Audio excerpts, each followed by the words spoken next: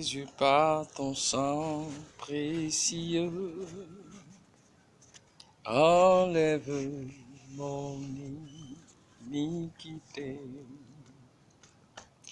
Oh, regarde-moi du haut des cieux,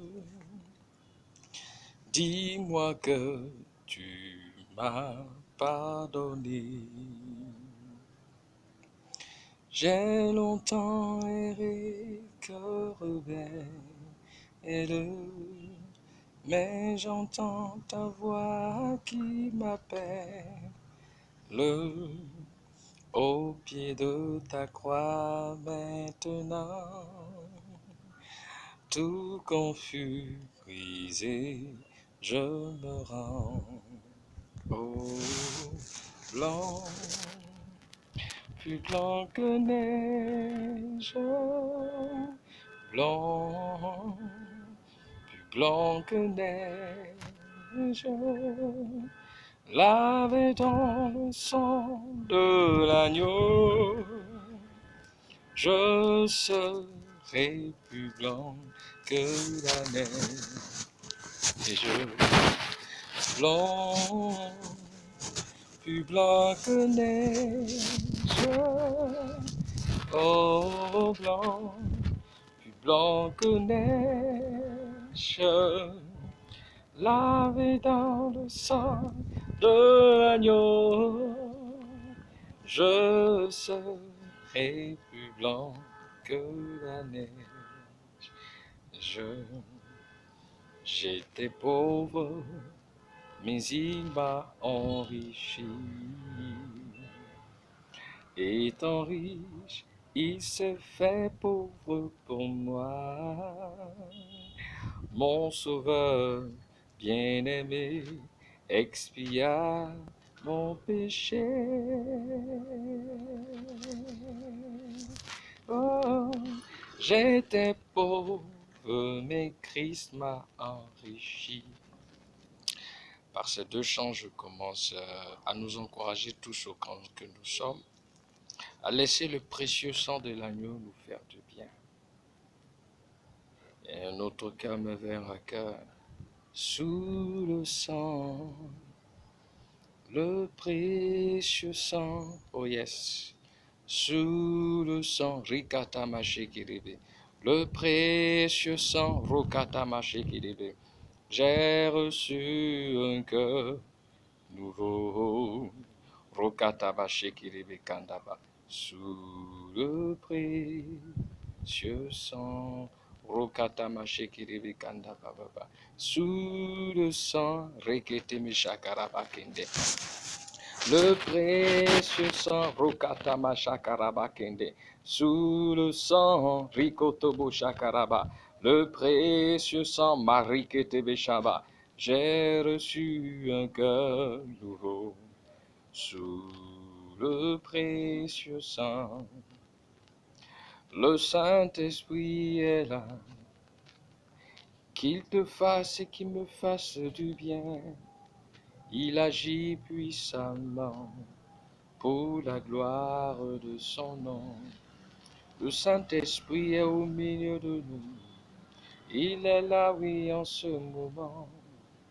Il agit puissamment pour la gloire de Dieu. Il fait tomber les écailles spirituels pour la gloire de Dieu. Il fait tomber la tristesse pour la gloire de Dieu. Les murs de la haine, de la colère tombent en sa présence. Pour la gloire de Dieu, il te fait du bien, il me fait du bien. Pour la gloire de son nom, il me fait du bien, il te fait du bien. Pour la gloire de son nom, Saint-Esprit, oh viens, viens, fais-nous du bien. Saint-Esprit, oh viens, viens, fais-nous du bien. Nous sommes fatigués, chargés. Saint-Esprit, fais-nous du bien. Nous sommes à bout dans ce monde, Seigneur. Fais-nous du bien. Nous voulons nous suicider car nous n'en pouvons plus. Seigneur, fais-nous du bien. Nous sommes découragés, fatigués, meurtris. Seigneur, fais-nous du bien. Nous avons le cœur brisé, meurtrier. Seigneur, oh oui, fais-nous du bien. Oh, à qui irons-nous si ce n'est toi? Fais-nous du bien. Dis à quelqu'un à côté de toi, oh, que le ciel te fasse du bien. Dis à quelqu'un autour de toi, oh, que le Saint-Esprit te fasse du bien.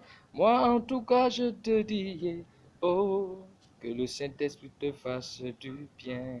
Oh, qu'il te fasse du bien. Qu'il te fasse du bien. Qu'il nous fasse du bien, oh, qu'il nous fasse du bien. Je voudrais témoigner que, Papa, tu es bon. Tu es bon, Jéhovah, tu es bon. Que j'aime manger ou pas, oh, tu es bon. Tu es bon, Jéhovah, tu es bon.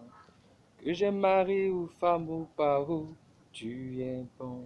Que je travaille ou élévation ou pas, tu es bon. Je veux témoigner que tu es bon. Tu es bon, Jéhovah, tu es bon. À cause du simple souffle de vie, tu es bon. À cause de la santé, tu es bon. La simple protection, tu es bon. Tu es bon, Jéhovah, tu es bon. D'autres ont eu mon âge, mais ils sont déjà sous terre, tu es bon. À l'instant, d'autres sont à l'hôpital, oh, tu es bon. À l'instant, d'autres sont prisonniers, tu es bon. Je ne peux que te dire, oh, tu es bon. Satan, même si tu me fais croire que Jésus n'est pas bon, il est bon pour moi. Jéhovah, tu es bon, tu es bon. Je voudrais te dire, papa, oh, oh, tu es bon. Tu es bon, Jéhovah, tu es bon. Quelle que soit tes situations, accorde-toi à moi et dis, Dieu est bon, il est bon. Jéhovah, tu es bon, tu es bon. Dis avec moi, papa, oh, tu es bon. Tu es bon, Jéhovah, tu es bon. Car il t'a dit à toi et moi de rendre grâce en toutes choses. Alors que tu es compris ou pas, dis qu'il est bon. Accorde-toi avec moi et dis qu'il est bon. Jéhovah, tu es bon. Tu es bon. Rikata Mashikiribikanda, Père, sois béni. Rikata Mashikiribikanda, sois élevé. Mariko Tobo Shakarababa, tu es bon, Père, tu es bon, tu es bon, tu es bon, tu es bon. Tu n'as pas changé. Tu es le même hier, aujourd'hui, éternellement. Tu es bon, gloire à ton nom, gloire à ton nom, gloire à ton nom, gloire à ton nom. Sois élevé, sois magnifié, tu es bon, Seigneur. Tu es bon.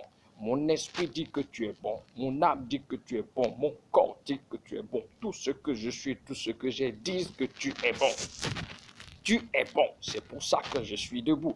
Tu es bon. C'est pour ça que j'ai ta santé. Toi qui connais le nombre de chevelures sur ma tête, tu ne peux pas me vouloir du mal. Tu es bon. Satan, c'est toi qui es menteur.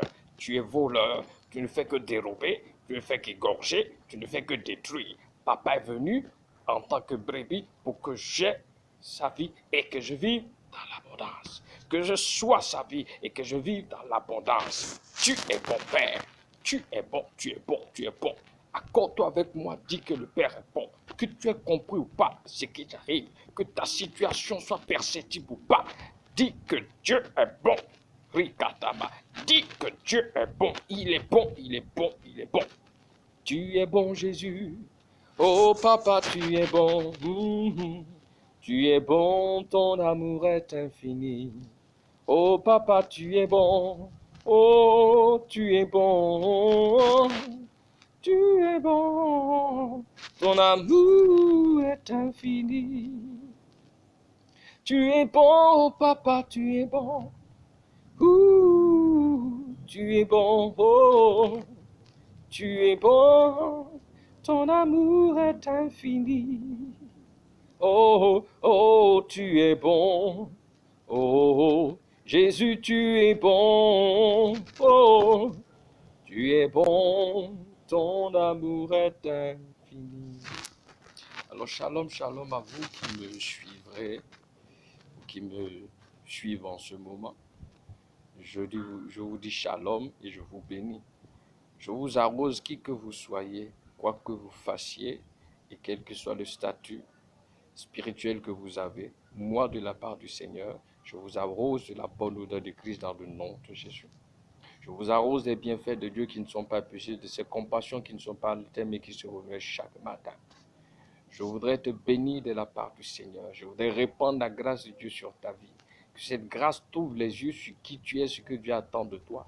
Que cette grâce te permette d'aller saisir la bonté de Dieu, la fidélité de Dieu de la vie. Je te bénis dans le nom puissant de Christ Jésus. Que la grâce Saint-Esprit t'amène dans des hauteurs qui te permettent d'être épanoui au nom de Jésus. Que la grâce Saint-Esprit t'ouvre les yeux sur les murs de Jéricho dans ta vie et les fasse écrouler chacune une à une avec ton consentement et la foi qu'il te donne, sa foi divine au nom puissant de Christ Jésus. Nous sommes là encore, une fois encore, pour une autre vidéo, toujours pour continuer dans notre programme au pied de la grâce par excellence, le Seigneur Saint-Esprit. Au pied de la grâce par excellence, le Seigneur Saint-Esprit. Au pied de la grâce par excellence, le Seigneur Saint-Esprit. Et je te le dirai toujours, si une vidéo que tu lis te fait du bien, ce n'est pas pour le buzz, mais juste pour permettre à une âme d'être sauvée, partage-la. Que ce soit à l'intérieur du pays, que ce soit à l'extérieur du pays. Quelqu'un qui t'est cher et que tu trouves que la personne traverse une situation difficile, elle a besoin de comprendre, partage. Donc nous sommes là encore toujours pour ce programme au pied de la grâce par excellence du Seigneur Saint-Esprit. Mais ce soir, nous allons aborder un sujet qui fâche, un sujet presque tabou, un sujet où le monde, d'accord, le monde en tant que création, parce qu'il y a toujours cet amalgame. Quand la Bible parle de monde, c'est que ça a deux aspects. Le premier aspect, c'est la création. C'est pourquoi Dieu a tant aimé le monde, c'est-à-dire tout ce qu'il a créé, dans l'humanité, précisément. Et il y a le monde qui est l'ensemble de la vie du royaume des ténèbres, qui est vécu par le diable et tout le royaume des ténèbres, et certaines personnes qui auront choisi de vivre la vie du diable. Donc, c'est les deux types de monde. Donc, le monde dont je veux parler, c'est la création, les hommes. Donc, le monde a essayé de traiter la question à sa façon, mais se heurte encore à beaucoup de situations. Mais celle qui a démissionné complètement, c'est l'Église par rapport à cette question que je veux évoquer. D'emblée, cette question va fâcher. D'emblée, cette question va heurter des sensibilités. Elle va peut-être dire, mais qu'est-ce qu'il raconte ce jeune homme? C'est de l'hérésie. Oui, vous savez, quand la parole Logos sort sa parole et le Réma qui est le Saint-Esprit explique sa parole, c'est différent. Et pour nous situer dans le contexte, ce n'est ni moi, ce n'est ni vous qui vous êtes créés. Donc, notre intelligence humaine ne peut pas maîtriser ce que Dieu fait. Ensuite, tout ce qui nous concerne personnellement ou concerne les autres, pourquoi nous ne consultons pas Dieu avant d'agir? Non, non, non, on se lève, on fait les choses parce qu'on est venu voir. Non, mais nous avons oublié que dans Genèse chapitre 2 du verset 15 au verset 17, mais Adam était dans le jardin d'Éden et Dieu lui a dit, tu ne mangeras, c'est-à-dire que le jour où tu mangeras, voilà, c'est pas tu ne mangeras pas, c'est le jour où tu mangeras de cette table, tu mourras. Donc, on lui prophétisait ce que cette nature est, c'est la nature de mort. Adam n'a pas pris la peine de demander à ce Dieu qui venait le visiter chaque fois, mais c'est quoi ce arbre? Non. Ça l'a eu plus tard. Il a mangé et il est mort. À partir de ce moment, on nous parle de cet arbre comme l'arbre de la connaissance du bien et du mal. Voilà le problème. Est-ce que j'ai fait là, est-ce que c'est bien? Ce que j'ai fait, est-ce que quand tu es dans ça, c'est que tu es mort. Par contre, dans la vie du royaume des cieux, on ne vit qu'une seule vie. C'est tout. C'est la vie de Dieu. Il n'y a pas de bon, il n'y a pas de mauvais dedans. C'est la vie de Dieu et puis c'est tout. C'est la nature de Dieu. Alors, nous avons laissé l'arbre de la connaissance du bien et du mal nous traumatiser, nous imposer un certain nombre de choses. Et sur cette question que je veux évoquer, tout le monde s'embrouille, tout le monde se perd, ça détruit les nations, ça détruit les gens et tout le monde se tait parce que, mais quand même, il faut se prononcer. Alors Dieu m'a donné l'autorisation de me prononcer et selon les données qu'il m'a données, je vous les communique. Écoutez, je suis dans une approche très profonde. Le combat que je suis en train d'engager, j'ai dédié toute ma vie à ça. Donc, je suis prêt à aller jusqu'au sacrifice suprême pour que ce que Dieu veut soit fait. Ce ne sera pas de l'extrémisme, ce ne sera pas la radicalisation, non. Mais je nous promets de nous dire toute la vérité toutes les fois où le Saint-Esprit me donnera l'autorisation. Vous savez, des maplumbu, vous d'ici na beno, vous l'avez so vivi. Mais douaï, et jena mina teme je, teme, c'est-à-dire teme et jena minine. Yei de, idona ne et jena minine. Susudin dona ne et jena minine. Dim dona kwe jena minine, do we do lekbo. Ni kon adjamando. Ni gomide le blebo chien bo pomme le cambia et tes zombo présent titi moya. Bone kholo in khot joko bo mi mo mi sa debouido mo disons bon dit. Il est temps que nous donnons toute la place au Seigneur. On dit toutes choses ont été faites par la parole. Alors tout ce que toi tu fais sans la parole, c'est que c'est le diable que tu sers et que tu es enfant du diable. Je nous l'ai déjà dit dans Jean chapitre 8 du verset 42 au verset 47. Il dit parce que vous ne pratiquez pas mes commandements, vous êtes enfant du diable. Alors le sujet que je voudrais évoquer fâche. L'Église qui devait être la seule entité pour aller en profondeur sur cette question a démissionné parce que réellement elle ne s'est pas penchée sur la question. Et par la grâce de Dieu, nous allons aller doucement et en profondeur. Je nous donne ce message afin que chacun de nous médite là-dessus. Et si possible, s'il y a des contradictions selon des gens, donc à ouvrir un débat public à n'importe quelle chaîne, nous allons nous asseoir, nous allons aller en profondeur. Donc je ne me cache pas. Voilà, si on veut, on peut me trouver. Voilà, il n'y a pas de problème. Donc, si les gens trouvent que je raconte des hérésies, ils voudraient peut-être me honir ou bien me démontrer que je suis un faux homme de Dieu, bon, on va aller devant les plateaux. Ils vont développer leur argument, on va aller point par point, on va aller profondeur dans profondeur.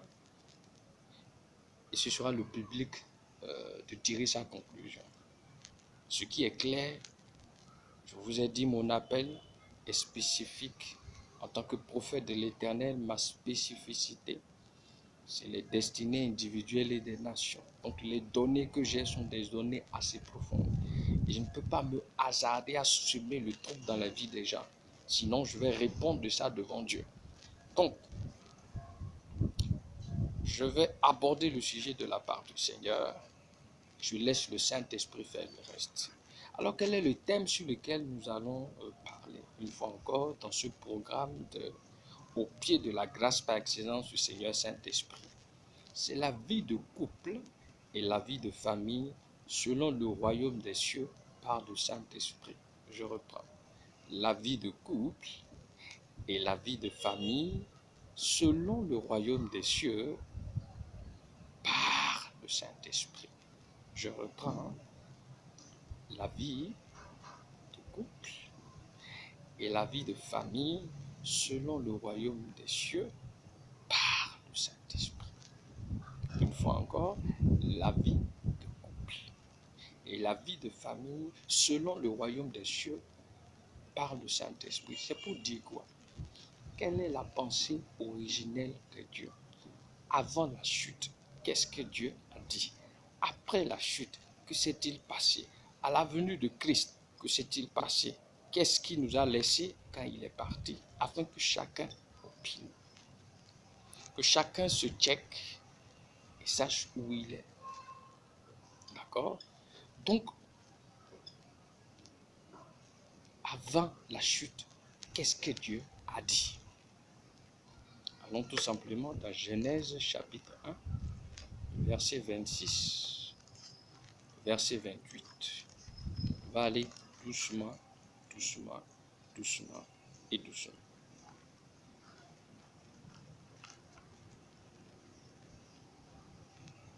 À ton nom Jésus, tu es mon rocher, ma forteresse, mon libérateur, je me confie en toi.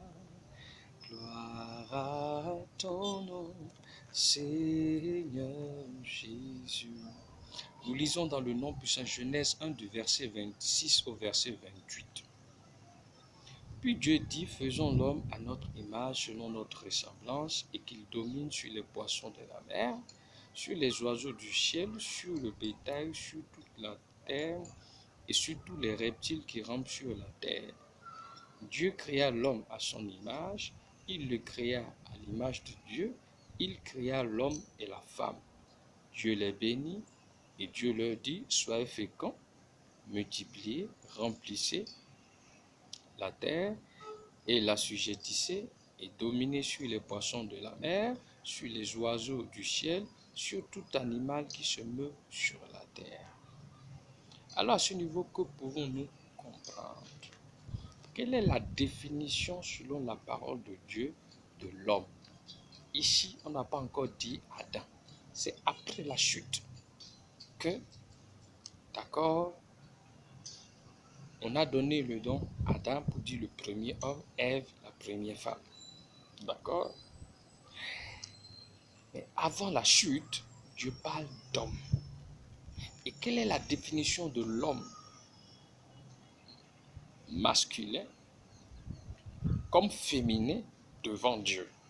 C'est quelqu'un créé à l'image et selon la ressemblance de Dieu. C'est-à-dire quoi? Celui qui est le miroir de Dieu, d'accord? Et celui qui a la même nature que Dieu et qui la vit. Voilà la définition que Dieu donne de qui on appelle homme et qui on appelle femme, selon la parole. Donc, avant de s'engager sur cette question de vivre à deux ou vivre une vie de famille, vous devez vous assurer, qui que vous soyez, ce message n'est pas un message religieux, mais selon la parole. Si tu sais que tu es une créature de Dieu et tu sais que tu veux que Dieu fasse quelque chose dans ta vie, c'est à toi que cela s'adresse. Je ne parle pas de la religion, je te parle de la parole de Dieu. Alors Dieu appelle homme, Dieu appelle femme, toute personne créée à son image selon sa ressemblance. Ah. Et on a dit ici créer, donc c'est d'abord des êtres qui ont été conçus d'abord esprit. C'est après qu'on leur a donné une forme. Alors si on ne comprend pas d'abord les choses en esprit, il nous soit difficile de les ramener dans le contexte physique. Alors c'est ça d'abord. D'accord? C'est la définition que Dieu donne de l'homme comme de la femme selon lui. C'est-à-dire que soit la femme, que soit l'homme, c'est tout être créé à son image selon sa ressemblance. Mais c'est ça là qui a été perdu après la chute. Donc, la vie de famille, d'accord, a été récupérée par le royaume des ténèbres et c'est la façon dont le royaume des ténèbres conçoit la vie de famille, la vie de couple. C'est ça que nous sommes en train de vivre jusqu'à aujourd'hui. Ce qui fait que nous n'avons nulle part sur la terre, du moins, aucun prototype divin qui puisse nous dire c'est quoi la vie de couple et de famille selon Dieu. Aucun. Parce que tout ce qui concerne la vie de couple et de famille, c'est juste après la chute. D'accord? Et c'est ça toute la problématique. C'est la chute qui nous enseigne, qui nous impose des choses. Mais la conception originelle de l'esprit, on a oublié ça et il faut revenir. Et c'est sur ça que nous voulons parler. Alors, on a déjà défini. Donc, c'est le couple, c'est le foyer, c'est la famille créée à l'image et sur la ressemblance de Dieu qui est bénie, simplement. Et quand elle est bénie, les caractéristiques sont cette famille, ce couple est fécond. Ce couple et cette famille se multiplient, remplissent, assujettissent et dominent. Ça veut dire quoi? Qu'elles ont toutes les ressources divines pour s'épanouir. Aucun couple sur la terre, tout le reste des histoires, n'est épanoui selon Dieu. Il y a des couacs. Dans ce qui vient de Dieu, il n'y a pas de couac. Et les trucs qui vont suivre vont nous expliquer. Quand on nous parle de 1 Corinthiens chapitre 13, on nous définit l'amour. L'amour ne se vante point. L'amour ne soupçonne point le mal. Mais s'il y a un seul qui manque là, c'est grave. C'est de ça qu'on parle. Quand je vous dis, d'accord, que la vie de couple sur le royaume sur la terre n'existe nulle part pour le moment, si vous concrétisez, on va aller dans 1 Corinthiens. Et nous allons simplement lire 1 Corinthiens chapitre 13. Nous allons rapidement le lire pour pouvoir comprendre. Mais ce que ce jeune homme dit là, c'est quoi? Il n'y a aucun, je vous dis, actuellement sur la terre, aucun couple au monde ne vit cela. Si je mens, bon, que les gens me défient. On dit quoi? Quand je peux, 1 Corinthiens 13, 1 à 8, quand je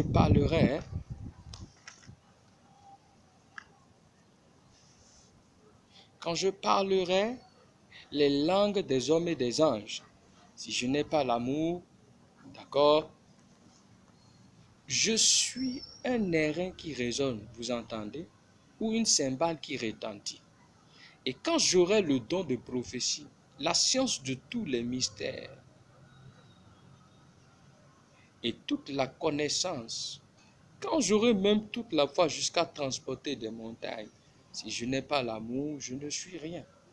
Et quand je distribuerai tous mes biens pour la nourriture des pauvres, quand je livrerai même mon corps pour être brûlé, si je n'ai pas l'amour, cela ne me sert de rien. L'amour est patient. Il est plein de bonté. L'amour n'est point envieux. L'amour ne se vante point. L'amour ne s'enfle point d'orgueil. L'amour ne fait rien de malhonnête. L'amour ne cherche point son intérêt. L'amour ne s'irrite point. L'amour ne soupçonne point le mal. L'amour ne se réjouit point de l'injustice. On se réjouit de la vérité.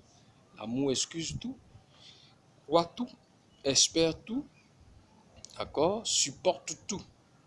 L'amour ne périt jamais. Les prophéties prendront fin, les langues cesseront, la connaissance disparaîtra, on s'arrête là. Alors vous avez entendu, si un seul de ces éléments manque dans ta vie, c'est-à-dire que non seulement toi-même tu ne t'aimes pas, mais à plus forte raison, la vie de couple dont tu parles, la vie de famille, c'est du pipeau. C'est du pipeau, c'est du pipeau et c'est du pipeau.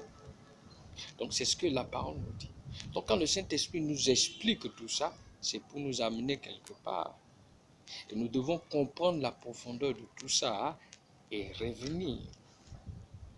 D'accord? Donc c'est d'abord ça que le Saint-Esprit nous définit. Mais qu'est-ce que nous allons comprendre également rapidement? Nous allons aller dans Osée chapitre 4. Et nous allons comprendre également une autre révélation qui va beaucoup nous aider.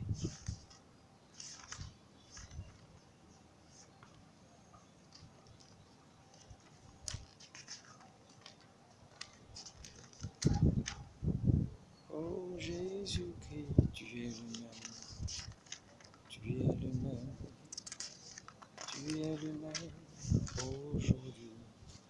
Tu n'as pas changé, tu es le même, tu restes le même, tu es le même, tu es le même, tu es le même aujourd'hui. Tu n'as pas changé, tu es le même. Tu es le même, Tu es le même, oh, tu es le même aujourd'hui. Osée 4, d'accord, le verset 6. Que dit la parole? Mon peuple périt, faute de connaissance. Puisque tu as rejeté la connaissance, je te rejetterai et tu seras dépouillé de mon sacerdoce, puisque tu as oublié la loi de ton Dieu. C'est ça. Le manque de révélation sur ce domaine nous a créé des problèmes et continuera à nous créer des problèmes si nous ne revenons pas. Dieu dit que nous périssons faute de connaissance et que nous serons rejetés, d'accord, dépouillés de son sacerdoce parce que nous avons rejeté sa parole et nous avons oublié sa loi. Et c'est pour ça que je nous rappelle à l'ordre sur ce plan et nous amène à comprendre. Et aujourd'hui, dans les affaires de couple, dans les affaires de famille, tout le monde se lève, dit ce qu'il veut, fait ce qu'il veut. Non. Avant qu'un homme et ou une femme ne se lève dans ce domaine, il faut qu'elle puisse s'assurer personnellement. Ce n'est pas religieux. Il faut que cet homme et cette femme s'assurent loin de tout regard d'abord qu'il a été créé à l'image selon la ressemblance de Dieu. Et ensuite, il reçoit une instruction claire. Dans cette instruction, Dieu lui dit, voilà cette femme-là, voilà le nom. Dieu te donne le nom pour dire, voilà cette femme que je te donne, voilà cet homme que je te donne. Donc Dieu te décline l'identité claire de la personne. Deuxième des choses, sur le plan spirituel, Dieu te dit qui est cet homme, qui est cette femme. Troisième des choses, Dieu te dit ce que tu as fait dans la vie de cette femme. Quatrième des choses, Dieu te dit comment. Et cinquième des choses, tu dois te donner des résultats au Seigneur au quotidien. Si ces 5 choses ne sont pas là, c'est que ton foyer n'a jamais été selon Dieu. Je le dis clairement, la parole, elle ne ment pas. Si toi, tu es rentré dans ton foyer, puis tu as fondé ton foyer, ton couple, sans que Dieu ne te dise de façon claire, ça, c'est cette femme, te donne le nom de la personne. Ensuite, te dit sur le plan spirituel qui elle est, ou bien qui il est. Troisième chose, te dit quel est le travail que tu as mené à faire dans la vie de cette fille, ou bien cette femme, ou de cet homme. Quatrièmement, comment tu dois t'y prendre. Et cinquièmement, les résultats que tu dois donner, c'est que d'office. Et si c'est le cas, tu vis dans le mensonge parce que tu es rentré dans ce couple sans conviction. Et la Bible dit, tout ce que vous faites sans conviction est un péché. Et rappelons-nous que la Bible nous dit dans Romains 6, 23, le salaire du péché c'est la mort, mais le don gratuit c'est la vie. Voilà les problèmes qui font que les couples ont assez de problèmes. Parce que la forme de mademoiselle me donne des tourniquets, je me suis plongé dedans parce que je veux passer des nuits torrides avec elle, puis c'est fini. Parce que monsieur est bien bâti, il parle bien, il est éloquent. Et ce que les hommes ne comprennent pas chez les femmes, il y a 3 entités importantes. Et sans le Saint-Esprit, tu ne peux pas comprendre. Première des choses, il y a l'esprit de la femme. Deuxième des choses, il y a le corps de la femme. Troisième des choses, il y a le cœur de la femme. Ces 3 choses-là, opèrent au même moment, mais malheureusement n'ont pas le même but dans la femme. Et c'est pour ça, toute femme, je le dis, ce n'est pas pour les insulter, quel que soit son âge, est une enfant. Elle a un cœur d'enfant, elle a un esprit d'enfant. Donc il faut essayer de lui faire comprendre une vision, qu'elle comprend la vision, paf, elle s'élève. Donc ces 3 choses-là, et les femmes en elles-mêmes, et les hommes ne comprennent pas ces choses. Sans le Saint-Esprit, et si Dieu ne t'a pas envoyé là-bas, c'est la mort. Parce qu'il faut comprendre que cette fille que Dieu te donne là, cet homme que Dieu te donne là, c'est un diable que Dieu te demande de transformer en prince. C'est une diablesse que Dieu te remet de transformer en princesse. Je reprends. Cet homme que Dieu te donne là, c'est un diable que Dieu te remet de transformer en prince. Et cette fille que Dieu te donne là, c'est une diablesse. Mais maintenant, ça peut causer des tollés. À partir du moment où c'est Dieu qui gère la famille, d'accord, c'est lui qui te dit la fille qu'il te donne, c'est lui qui a la fille. Il donne la fille qu'il veut et surtout le nombre de filles qu'il veut. Ok. Oui, je reprends.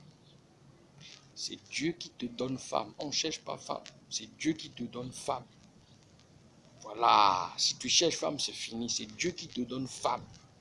Et pourquoi Dieu donne femme? On va y aller doucement. Mais c'est Dieu qui te donne femme. Dieu te donne femme pour un but précis. D'accord? C'est ça qu'il faut comprendre.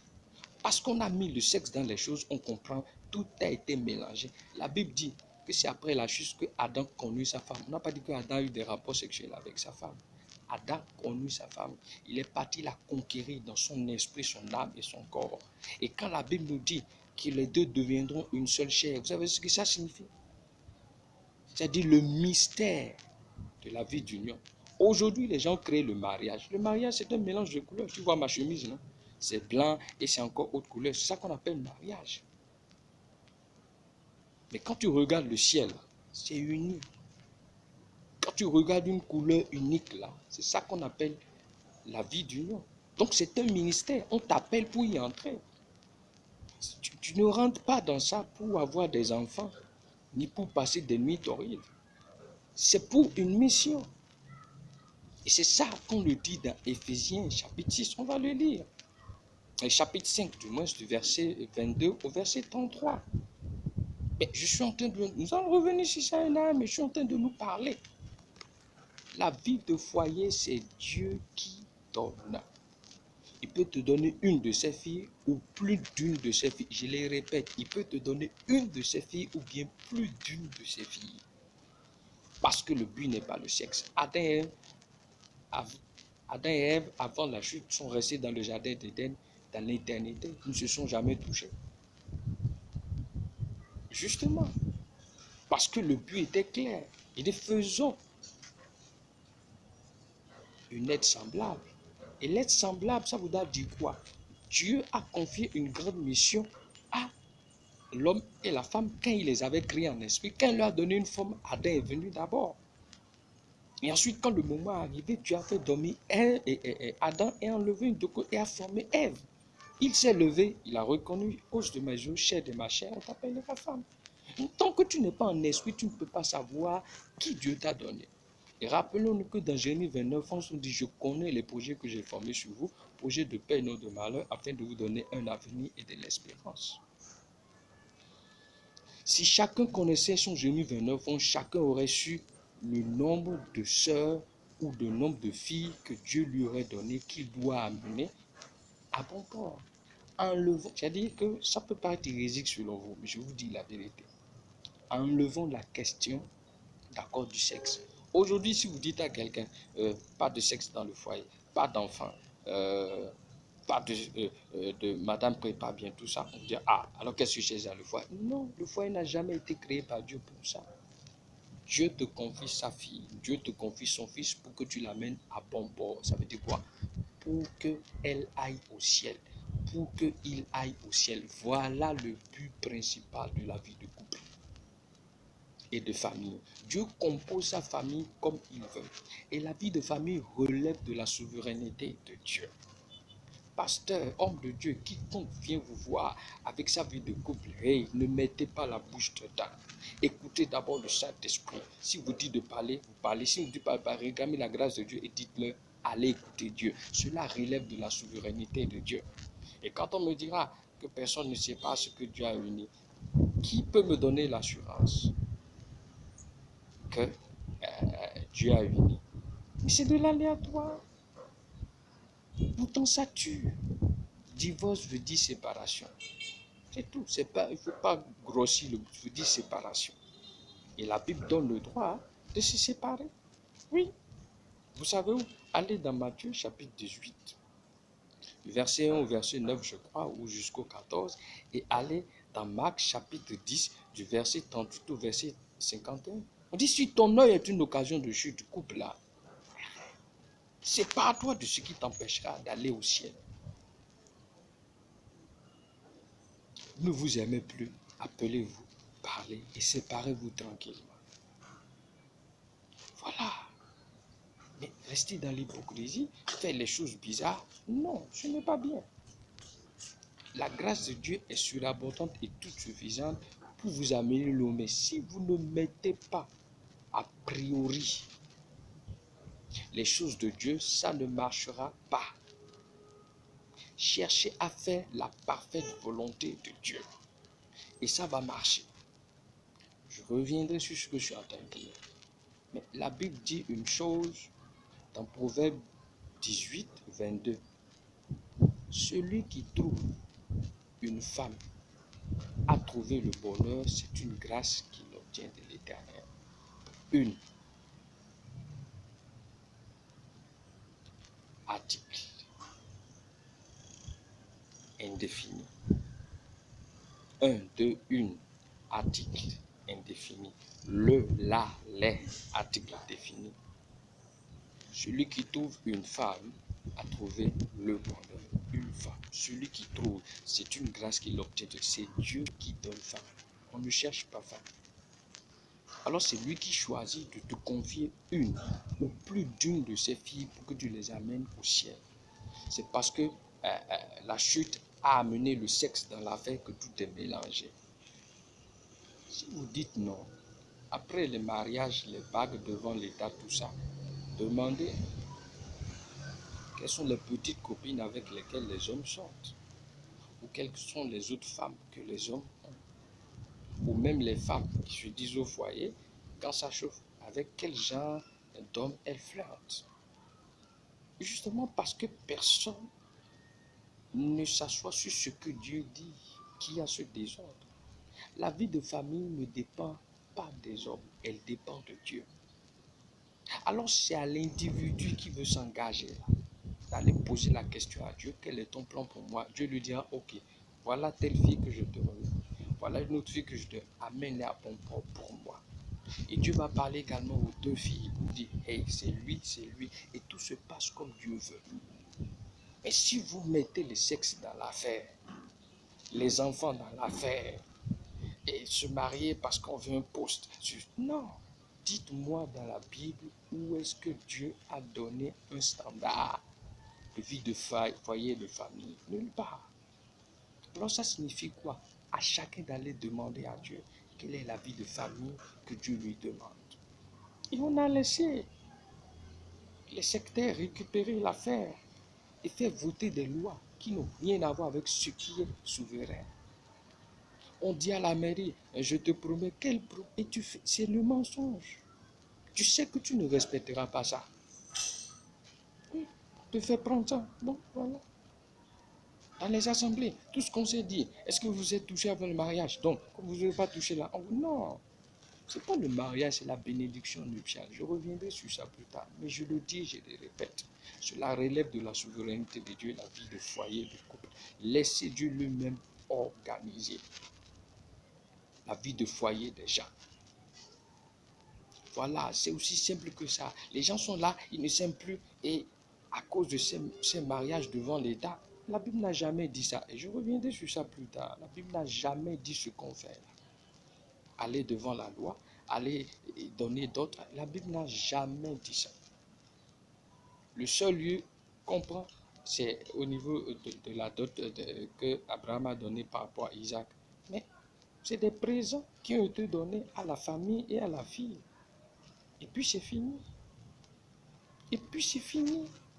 C'est pas ce cinéma qu'on a laissé le royaume des ténèbres nous imposer. Non. Et aujourd'hui, les sœurs trouvent ça là comme un titre foncier pour maltraiter les frères. Les frères trouvent, quand on va à la mairie et tout ça, trouvent ça là comme titre foncier et maltraitent les sœurs. Les sœurs trouvent ça pour maltraiter les frères et c'est bizarre. Non. Revenons à la parole. Je le dis, je le répète et je l'assume. C'est Dieu qui organise un foyer. Voilà.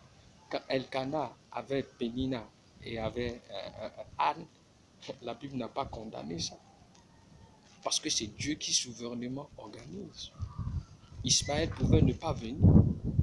Mais on a bien dit que maman Sarah a donné pour femme Abraham. Il a pris. C'est parce qu'il lui a manqué du respect qu'elle a chassé, sinon elle serait restée.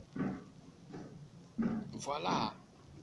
Il y a une différence entre la polygamie et ce que je dis. La polygamie, là, tu restes tranquille.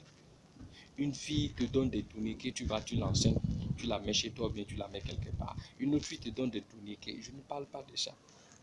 Je parle de Dieu qui organise ta vie de famille en te disant exactement la fille qu'il t'a donnée, que tu dois amener au ciel, ou le nom de ces filles, lui, Dieu, qu'il te donne. Ce n'est pas un débat, c'est une révélation. Et je suis prêt à ce qu'on aille en profondeur devant n'importe qui. On va prendre parole pour parole et on va y aller. Parce que c'est un sérieux problème, cette affaire de vie, de foyer et de famille. Là.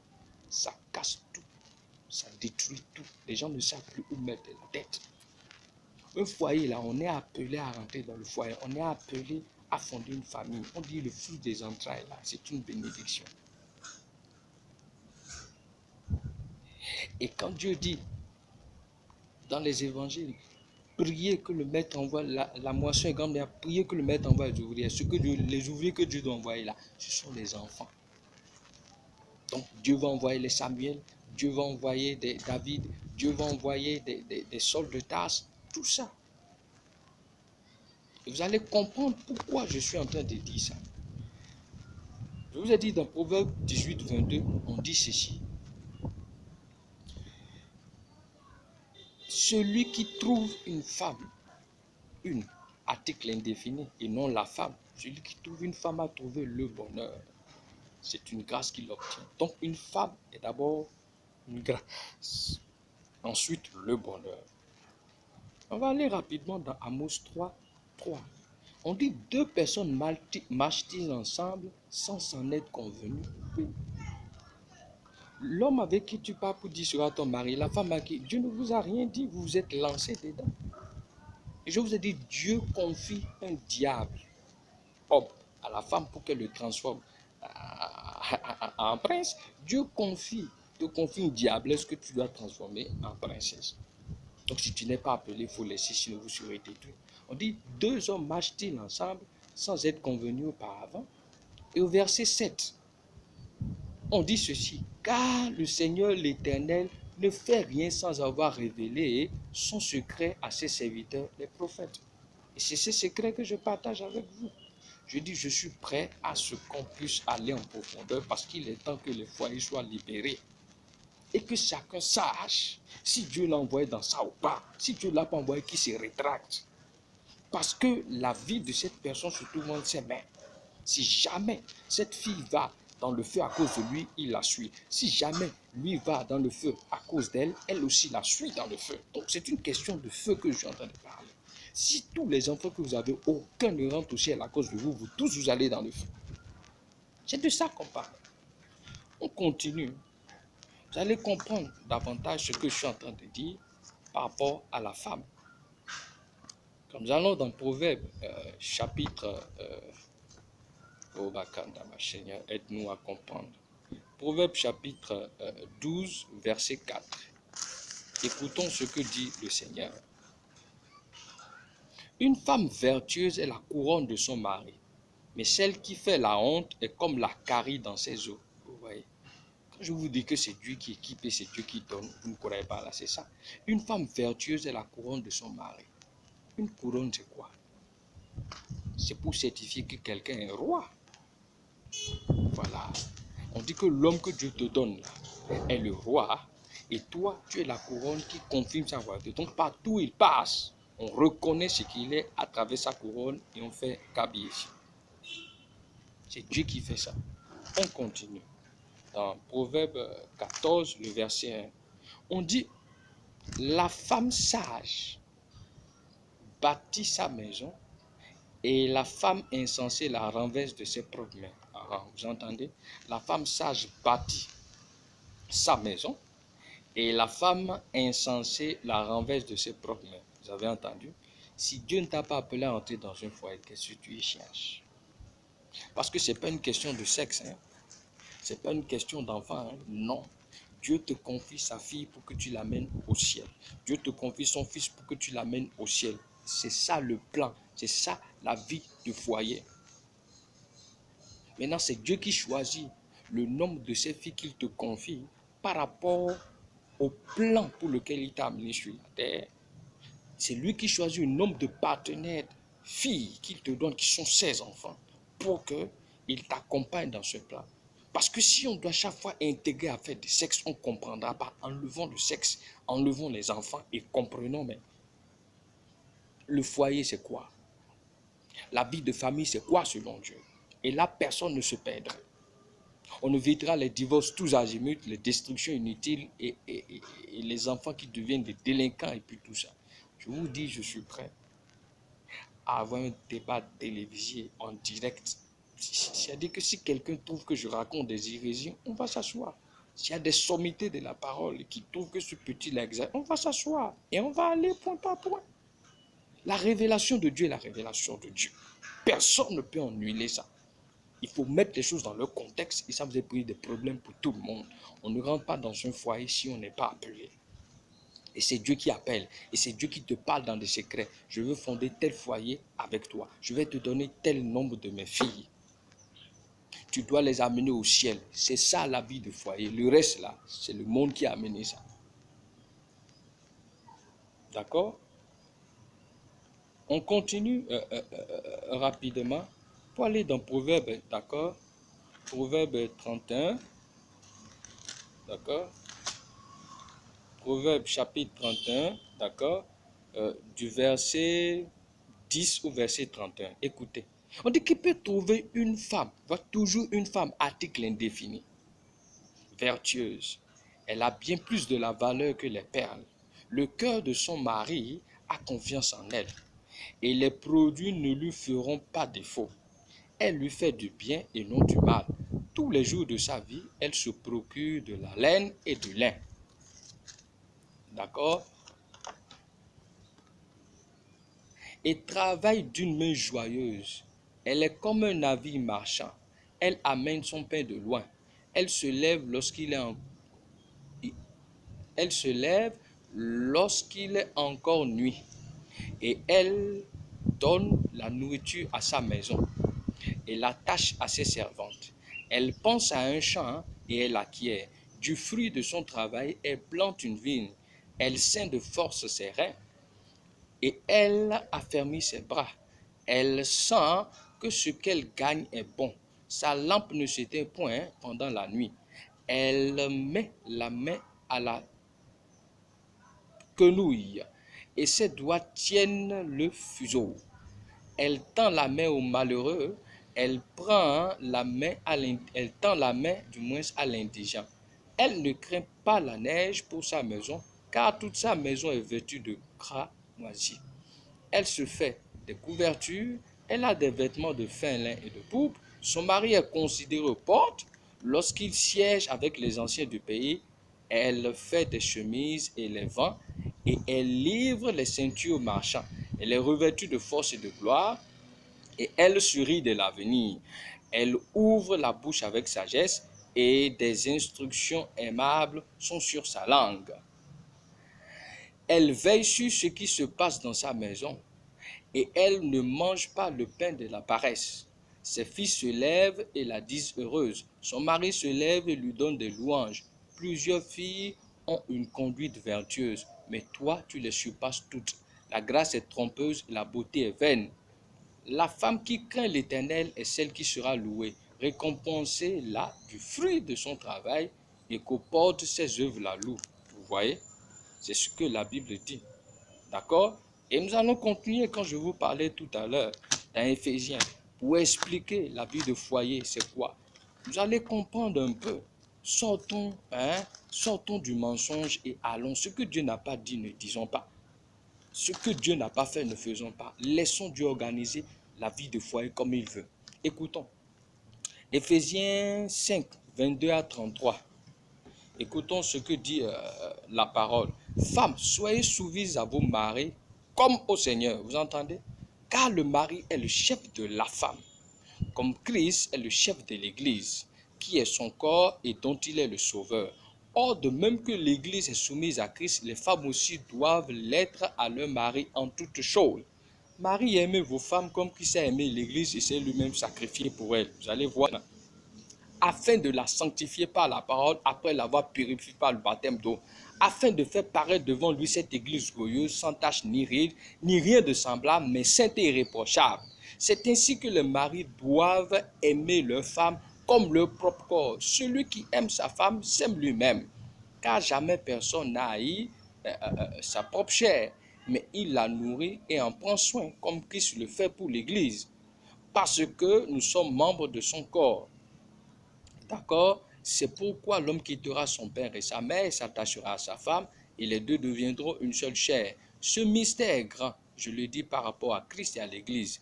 Du reste, que chacun de vous aime sa femme comme lui-même et que la femme respecte son mari.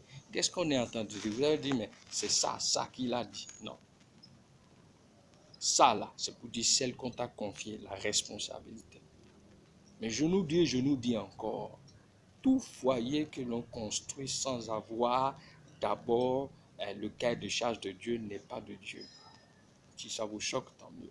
C'est ça qui crée tous les problèmes. Tout foyer dans lequel il y a rounia, c'est qu'il y a la mort. Et la mort signifie que le diable est là. Et là où le diable est, c'est qu'il y a du mensonge. Et quand il y a du mensonge, c'est que vous êtes ensemble sans conviction. Et si vous êtes sans conviction, la Bible dit le salaire du péché, c'est la mort. Parce que la Bible dit tout ce que vous faites sans conviction est un péché.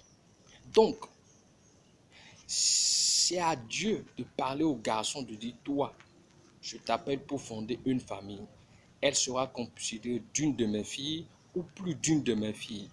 Et pour ça, Dieu parlera à cette fille ou à chacune de ses filles et ce sera vice-versa. 1. Qui sont-elles ou qui est-elle? 2. Sera nommée, c'est cette fille, elle s'appelle telle. Ensuite, Dieu dira sur le plan spirituel qui est cette femme. Troisièmement, Dieu te dira qu'est-ce qu'il t'envoie faire dans la vie de cette femme. Quatrièmement, il te dira comment faire. Cinquièmement, tu dois donner des résultats quotidiens à Dieu parce que le but, tel que j'ai dit, c'est de la préparer pour le ciel. Voilà. Dans la Genèse, là-bas, Dieu, quand il a fini de bénir, soyez féconds, multipliez, remplissez la société, dominez. C'est tout ce que Dieu a dit de faire. La chute a tout gâté. Et Dieu revient maintenant pour dire, quand je te confie ma fille, c'est pour que tu l'amènes à bon port. Le plan que j'ai pour elle, c'est qu'elle accomplisse sa destinée et c'est toi le partenaire fidèle que je trouve qui peut l'amener dans son plan. Ah, pour que le plan que j'ai prévu pour mon jeune homme puisse se faire, c'est toi, cette fille-là que j'ai prévu, ou bien c'est vous, mes filles-là, que j'ai pour l'accompagner. Donc, je ne parle pas de la polygamie. La polygamie, là, c'est rester tranquille et aller se choisir des filles selon que ça arrange. Mais ce dont je parle là, c'est que Dieu te donne, Dieu vient te parler, te dit clairement. Si ce n'est pas ça, c'est qu'il y a un problème. C'est ce qui fait que les foyers ont des problèmes. Et parce que nous ne sommes pas dans la volonté de Dieu, voilà ce qui se passe. Éphésiens 6, 12 nous dit, non pas à lutter contre la chair et contre le sang, mais contre quoi? Vous allez voir. Car nous n'avons pas à lutter contre la chair et le sang, mais contre la domination, contre les autorités, contre les princes de ce monde de ténèbres, contre les esprits méchants dans les lieux célestes. Et c'est tout ça qui attaque les foyers. Parce que les foyers et les familles ne sont pas dans le plan de Dieu. L'homme ne sait pas pourquoi Dieu lui a donné la femme là. La femme ne sait pas pourquoi Dieu lui a donné. Il y a ça. Et il ne sert à rien de mentir. Revenez, si tu n'aimes plus cette femme, appelle-la, dis-lui je ne t'aime plus. Si tu l'aimes et quand même tu as plusieurs d'autres copines, discutez-en parce que le mensonge détruit. Je le dis parce que Satan se prépare de 2019 jusqu'au retour de Christ à faire les choses d'autres. Mais ces 5 ans à venir, là, Satan a promis créer toutes les misères au monde entier pour faire croire que ce serait la fin du monde dans les 5 ans à venir. Alors les foyers sont en première ligne. Dieu m'a dit de nous avertir, de nous parler. Vous savez, ce message, je rends grâce à Dieu. Je l'ai parcouru de fond en comble, j'ai écouté suffisamment le Seigneur que j'en parle. Je n'encourage pas le libertinage, non, ce que j'ai dit. Se lever et aller chercher femmes, engrosser les filles et les mettre, les aligner, ça, ce n'est pas une vie de couple, ce n'est pas une vie de famille. Ce dont je te parle, Dieu te fait grâce. Tu as été forgé par le Saint-Esprit, né de nouveau, à l'image selon la ressemblance de Dieu. D'accord? Et il te donne son plan. Jérémie 29, 11, le plan qu'il a pour toi. Il te dit, j'ai mis en toi les choses cachées là. T'annoncer des grandes choses, des choses cachées que tu ne connais, Dieu te dit, et des choses cachées là, c'est à toi que Dieu dit le type de famille qu'il veut fonder avec toi. Et il te donnera, nommément, cette fille-là, ou bien ce sont ces filles-là. Ça, c'est un. Deuxièmement, il te dira ce que tu as appelé à faire dans la vie, et sur le plan spirituel. Qui sont spirituellement cette fille ou ces filles? Ça, c'est deux. Troisièmement, d'accord, qu'est-ce que Dieu t'envoie faire dans la vie? C'est quatrièmement, hein, comment tu, et cinquièmement, tu dois donner des résultats au Seigneur. Donc, Dieu a fondé lui-même originellement la vie de famille, la vie de, afin que nous puissions accomplir nos destinées. Donc c'est lui qui compose la famille. Le reste là, laissons tomber. C'est Dieu qui compose une famille. Et un homme qui se dit chef de famille, qui n'a pas le cahier de charge, il est en danger. Sa famille est en danger. Donc, Dieu a fondé la famille pour que chacun amène l'autre dans sa destinée. Si jamais quelqu'un, l'homme, va dans le feu à cause de toi, la femme, tu le suis. Si la femme va dans le feu à cause de son mari, elle le suit. Si les enfants vont dans le feu à cause de quelqu'un parmi vous, vous les suivez. Voilà.